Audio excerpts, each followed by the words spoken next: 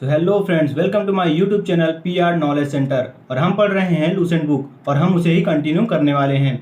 तो आज का हमारा टॉपिक है बौद्ध धर्म। लेकिन उससे पहले मैं आपको बता देता हूँ 5 क्वेश्चंस के आंसर, जिसके क्वेश्चन हमने दिए थे लास्ट वीडियो में। तो वो क्वेश्चन ये रहे, प्रथम विज्ञान नगरी कौन सी है। तो प्रथम विज्ञान नगरी कोलकाता में है, जो 1 जुलाई 1997 में स्टार्ट की गई थी। Second question is national rail museum कहाँ है। तो नेशनल रेल म्यूजियम ये नई दिल्ली के चाणक्यपुरी में शहर में स्थित है तथा इसे 1 फरवरी 1977 को स्टार्ट किया गया था। विश्व का सबसे बड़ा मंदिर कहाँ है। विश्व का सबसे बड़ा मंदिर अंकोर वाट का मंदिर है, जो कि कंबोडिया में स्थित है। यह इतना बड़ा मंदिर है कि यह 16,26,000 मीटर स्क्वायर के एरिया में फैला हुआ है। तो आप सोच सकते हैं, इतने बड़े एरिया में फैला हुआ है तो विश्व का सबसे बड़ा मंदिर ही होगा। इसकी खास बात यह है कि यह जो कंबोडिया में मंदिर है यह हिंदू मंदिर है। नेक्स्ट क्वेश्चन इज विश्व का सबसे शुष्क स्थान कौन सा है। तो यह है साउथ अमेरिका के चिली नामक एक जगह है, जहां एक अटाकामा नाम का रेगिस्तान है। यही है जो विश्व का सबसे शुष्क स्थान है। यह भी 1,05,000 मीटर स्क्वायर में फैला हुआ है।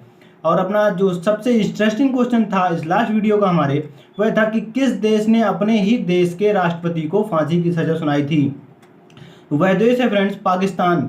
इस उनके राष्ट्रपति परवेज मुशर्रफ को वहां के हाई कोर्ट ने, सुप्रीम कोर्ट ने फांसी की सजा देशद्रोह के आरोप में सुनाई थी। तो यह रहे हमारे 5 क्वेश्चंस के आंसर। और हम अपना कंटिन्यू करेंगे टॉपिक बौद्ध धर्म। जैसा कि आप लोग जानते हैं, जैन धर्म था वो 2 भागों में बटा हुआ था। इसी प्रकार बौद्ध धर्म भी 2 भागों में बटा हुआ है, हीनयान और महायान। ये हीनयान क्या है, महायान क्या है, ये मैं आपको बताऊंगा आगे। लेकिन चलिए थोड़े स्टार्टिंग से बौद्ध धर्म को पढ़ते हैं। तो बौद्ध धर्म के संस्थापक थे गौतम बुद्ध। गौतम बुद्ध जो थे ये लाइट ऑफ एशिया भी कहे जाते थे। लाइट ऑफ एशिया कहे जाते थे। कौन? गौतम बुद्ध। यहाँ से इंपॉर्टेंट क्वेश्चन बनता है कि गौतम बुद्ध को क्या कहा जाता था। तो गौतम बुद्ध को लाइट ऑफ एशिया भी कहा जाता था।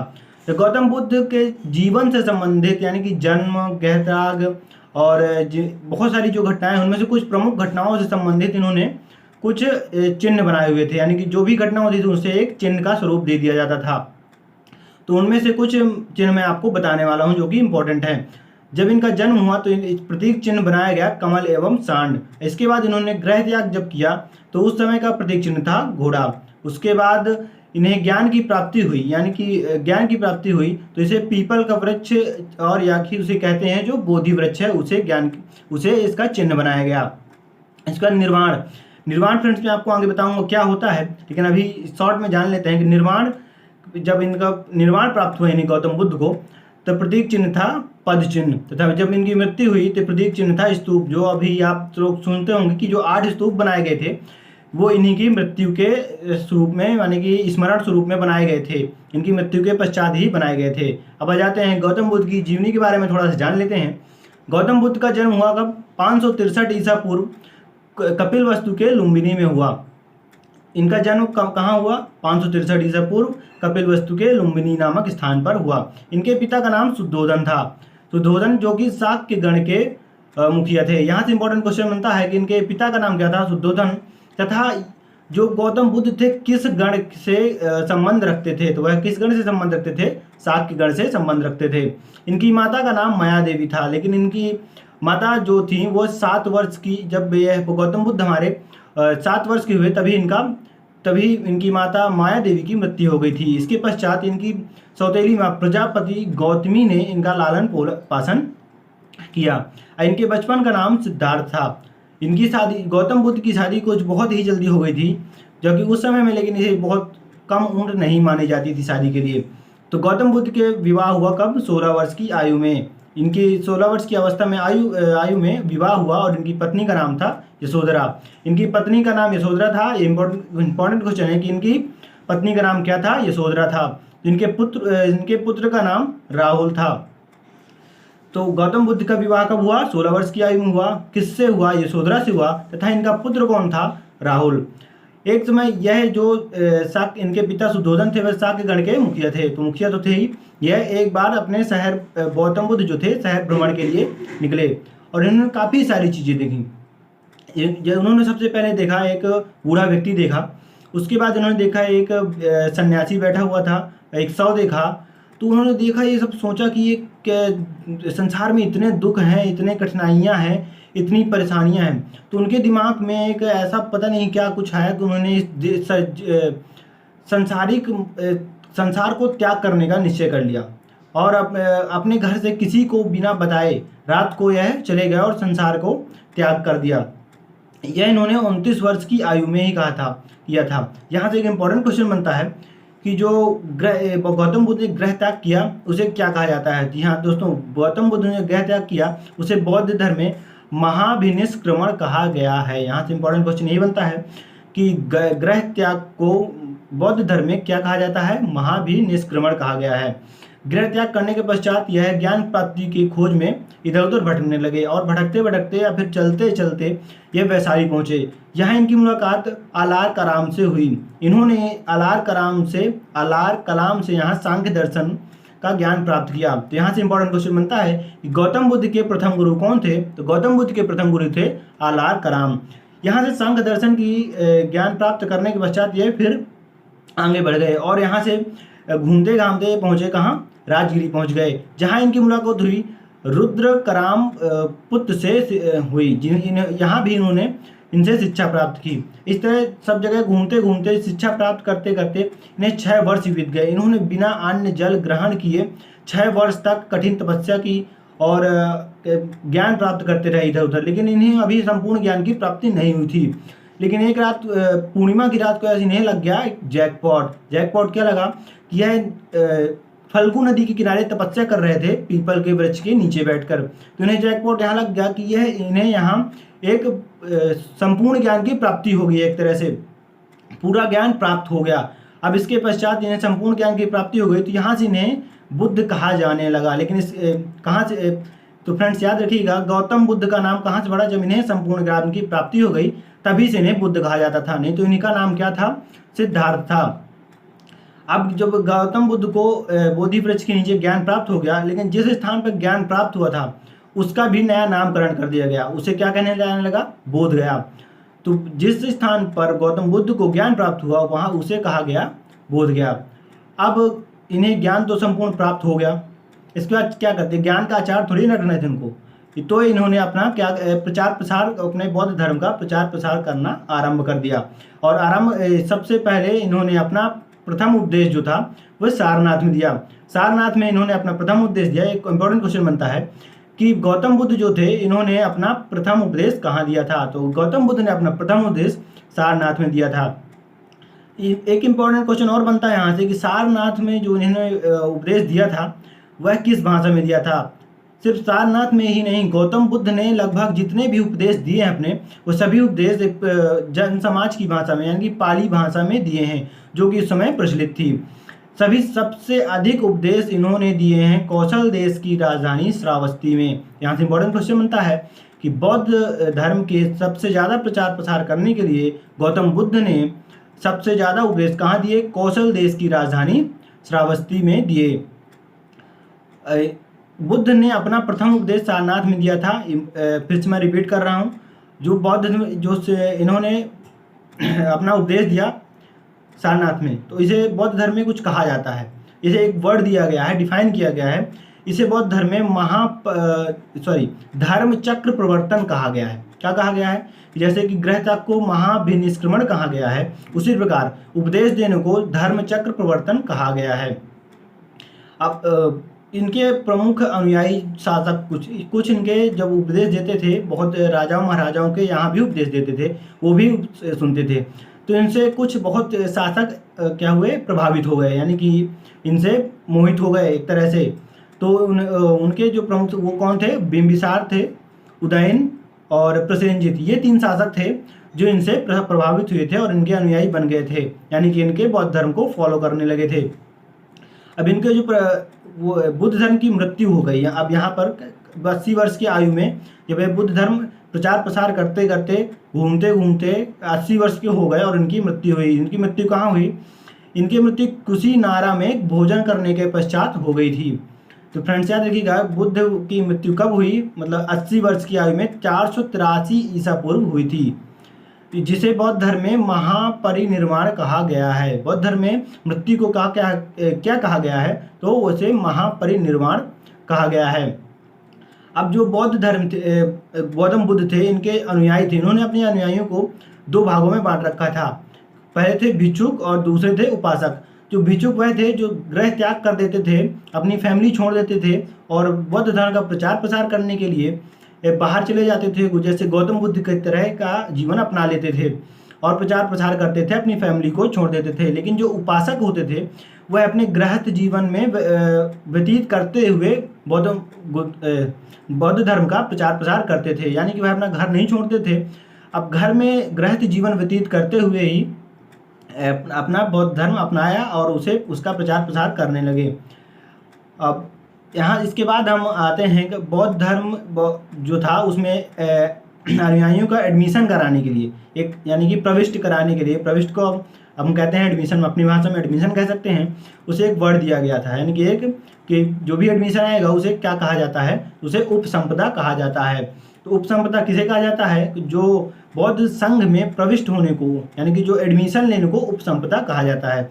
बौद्ध धर्म में भी त्रिरत्न पाए गए हैं, वह कौन से थे, बुद्ध, धम्म एवं संघ। जिस प्रकार जैन धर्म में त्रिरत्न थे, सम्यक दर्शन, सम्यक ज्ञान, सम्यक आचरण, उसी प्रकार बौद्ध धर्म में भी त्रिरत्न है। वह कौन कौन से हैं, बुद्ध, धम्म एवं संघ। इसके बाद आते हैं हम बौद्ध सभाओं में, जो कि बहुत ही ज़्यादा इंपॉर्टेंट है। इसमें बौद्ध धर्म में 4 बौद्ध सभाएं हुई थी, जबकि जैन धर्म में सिर्फ 2 ही जैन संगीतियाँ हुई थी, जिसे जैन संगीतियाँ कहा जाता था। लेकिन अब इसे जब बौद्ध धर्म में बौद्ध सभाएं कहा जाता था। तो बौद्ध धर्म में पहली जो बौद्ध सभा थी वह 483 ईसा पूर्व राजगृह में हुई थी। इसके अध्यक्ष जो थे वो महाकश्यप थे, तथा इस किसके शासनकाल में हुई थी, यह अजातशत्रु के शासनकाल में यह बौद्ध सभा हुई थी। तो दूसरी बौद्ध सभा हुई थी 383 ईसा पूर्व, कहाँ हुई थी, ये वैशाली में हुई थी। किसके शासनकाल में हुई थी, कालाशोक के शासनकाल में हुई थी, तथा इसके अध्यक्ष सभा कामा थे।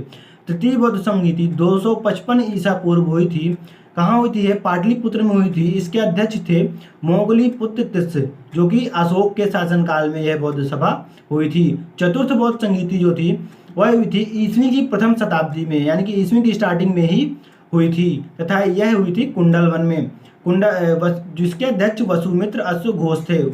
इन्हें किसके शासनकाल में यह चतुर्थ संगीति हुई थी, कनिष्क के शासनकाल में हुई थी। ये जो चतुर्थ संगीति है ये बहुत इंपॉर्टेंट है, क्योंकि इस चतुर्थ संगीति के बाद, यानी चतुर्थ सभा के बाद ही जो बौद्ध धर्म था वह 2 भागों में बढ़ गया, पहला हीनयान और दूसरा महायान। तो स्टूडेंट्स याद रखिएगा, किस संगीत सभा के बाद बौद्ध धर्म जो था वह 2 भागों में बढ़ गया, तो वह था चतुर्थ संगीति, जो ईस्वी की प्रथम शताब्दी में हुई थी।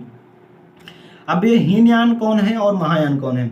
जो बौद्ध धर्म में जो महायान है वह इनके 2 भागों में डिवाइड हो गए, महायान और हीनयान।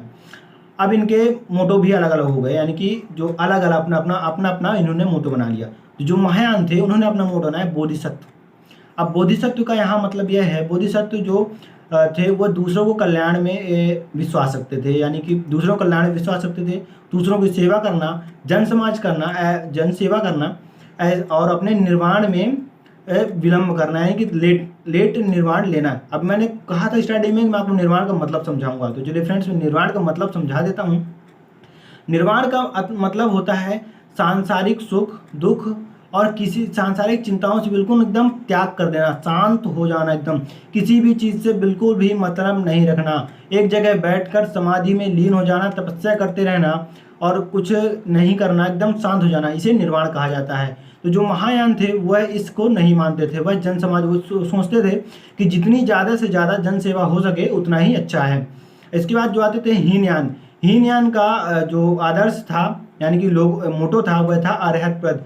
वो निर्वाण को मानते थे, वह सोचते थे कि जितना जल्दी से जल्दी निर्वाण हमें प्राप्त हो जाए उतना ही अच्छा है, और वह साधना में अपने लीन हो जाते थे। जो अब धार्मिक सभाएं हमारे यहाँ निकाली जाती हैं, आप लोगों को सब लोगों ने देखा होगा, बहुत सारी धार्मिक सभाएं निकाली जाती हैं। तो इन धार्मिक सभाओं का जड़, यानी कि जो स्टार्ट हुआ है वह बौद्ध धर्म ही है। यही है जहाँ बौद्ध धर्म से सबसे पहले बौद्ध धर्म के लोगों ने ही अपने बौद्ध धर्म की सभा निकाली थी, यानी कि जुलूस निकाला था। तो यहीं से स्टार्ट हुआ, बौद्ध धर्म से स्टार्ट हुआ धर्मों का जुलूस निकालना। अब बौद्ध धर्म के एक बहुत ही अच्छा त्यौहार है जो वैशाख पूर्णिमा को मनाया जाता है। यह इसलिए मनाया जाता है क्योंकि इस दिन गौतम बुद्ध का जन्म हुआ था। तो ये रहा आज आपका हमारा बौद्ध धर्म का टॉपिक, जो कि होता है अब खत्म। आई होप आप लोगों को बहुत अच्छा लगा होगा। मैंने सभी इंपॉर्टेंट पॉइंट्स बताए हैं, बेकार का कुछ भी नहीं बताया है। तो आप सभी को नोट्स कर लीजिए और इन्हें रिवाइज कर लीजिए। तो आप चलिए लगाते हैं छोटा सा क्विक रिवीजन। अगर आपने वीडियो को ध्यान से देखा होगा, सुना होगा, तो आपको आंसर तुरंत आ जाएंगे। तो बौद्ध धर्म के संस्थापक कौन है? गौतम बुद्ध थे। एशिया का ज्योतिपुंज यानी कि लाइट ऑफ एशिया किसे कहा जाता है? तो light of Asia Gautam Buddha को कहा जाता है। जिनके जीवन से संबंधित कुछ घटनाएं हैं, उनके प्रतीक चिन्ह इस प्रकार हैं: जन्म कमल एवं सांड, गृह त्याग घोड़ा, ज्ञान पीपल, और निर्माण पदचिन्ह तथा मृत्यु स्तूप। गौतम बुद्ध का जन्म कब हुआ? 563 ईसा पूर्व हुआ। कहाँ हुआ? कपिलवस्तु के लुम्बिनी नामक स्थान पर हुआ। गौतम बुद्ध का संबंध किस गण से है? शाक्य गण से है। इनके पिता का नाम क्या था? शुद्धोधन था, जो कि शाक्य गण के मुखिया थे। गौतम बुद्ध का लालन पालन इनकी सौतेली माँ प्रजापति गौतमी ने किया था, क्योंकि इनकी जो माता थी माया देवी माँ थी, वो 7 वर्ष की आयु में ही खत्म हो गई थी। इनके बचपन का नाम क्या था? सिद्धार्थ था। गौतम बुद्ध की पत्नी कौन थी? यशोधरा थी। उनका पुत्र कौन था? राहुल। गृह त्याग को बौद्ध धर्म में क्या कहा जाता है? तो गृह त्याग को बौद्ध धर्म में महाभिनिष्क्रमण कहा गया है। सिद्धार्थ के प्रथम गुरु कौन थे? आलार कलाम थे। गौतम बुद्ध किस नदी किनारे ज्ञान प्राप्त हुआ? निरंजना नदी किनारे ज्ञान प्राप्त हुआ और बोधि वृक्ष के नीचे। बुद्ध ने अपना पहला उपदेश सारनाथ में दिया। और इसे धर्म में, बौद्ध धर्म में क्या कहा जाता है? धर्म चक्र प्रवर्तन कहा जाता है। बुद्ध ने अपने उपदेश किस भाषा में दिए? पाली भाषा में दिए। बुद्ध ने सबसे अधिक उपदेश कौशल देश की राजधानी श्रावस्ती में दिए। बुद्ध ने सबसे अधिक उपदेश कहाँ दिए? श्रावस्ती में दिए। बौद्धों का सबसे पवित्र त्यौहार कौन सा है? वैशाख पूर्णिमा है, जो क्योंकि इस दिन गौतम बुद्ध को ज्ञान भी प्राप्त हुआ था, इनका जन्म भी हुआ था, और इसी पूर्णिमा के दिन इनकी मृत्यु भी हुई थी। बुद्ध के प्रमुख अनुयायी कौन कौन से थे? बिंबिसार, प्रसेनजित और उदयन। बौद्ध धर्म में मृत्यु को महापरिनिर्वाण कहा गया है। बौद्ध धर्म का ग्रहण करने को क्या कहा गया है? उपसंपदा कहा गया है। बौद्ध धर्म के त्रिरत्न कौन कौन से हैं? बुद्ध, धम्म और संघ। बौद्ध सभाएं जो कि इंपॉर्टेंट है। प्रथम बौद्ध सभा कब हुई? 483 ईसा पूर्व हुई। कहाँ हुई? राजगृह में। किसके अध्यक्षता में हुई? महाकश्यप की अध्यक्षता में हुई तथा इसके शासनकाल में हुई, अजातशत्रु के शासनकाल में हुई। द्वितीय बौद्ध संगीति जो थी वह 383 ईसा पूर्व हुई। कहाँ हुई? वैशाली में हुई तथा यह सभा कामी के अध्यक्षता में हुई तथा कालाशोक के शासनकाल में हुई। तीसरी बौद्ध संगीति 255 ईसा पूर्व पाटलिपुत्र में हुई। अध्यक्ष थे मोगलीपुत्र तिस और इनके शासनकाल में हुई, अशोक के शासनकाल में हुई। चतुर्थ जो थी वह ईस्वी की प्रथम शताब्दी में हुई थी, और जो कि कुंडलवन में हुई, और वसुमित्र घोष इसके अध्यक्ष थे तथा कनिष्क इसके शासनकाल में हुई थी। अब यहाँ से हमारा क्विक रिवीजन खत्म होता है और मैं आपको देते हैं इंटरेस्टिंग 5 नए क्वेश्चंस, जो कि बहुत ही इंटरेस्टिंग होने वाले हैं, क्योंकि आज की फ्रेंड्स क्वेश्चन ज़्यादा इंटरेस्टिंग होने वाले हैं, क्योंकि मैंने आप भी खुद ही देख लीजिए। हाँ, तो हमारा फर्स्ट क्वेश्चन है, दुनिया की सबसे बड़ी मानव निर्मित झील कौन सी है? सेकंड क्वेश्चन है, चट्टानों के अध्ययन को क्या कहा जाता है, यानी कि स्टडी ऑफ स्टोन को क्या कहा जाता है?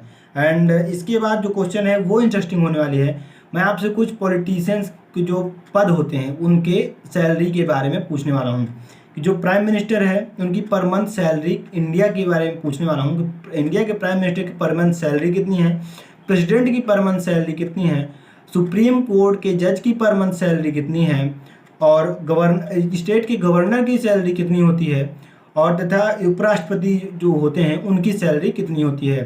तो इनके आंसर मैं आपको बताऊंगा अपने नेक्स्ट वीडियो में। तब तक के लिए थैंक यू फ्रेंड्स, और आपको वीडियो अगर अच्छा लगा हो लाइक करिए, सब्सक्राइब करिए।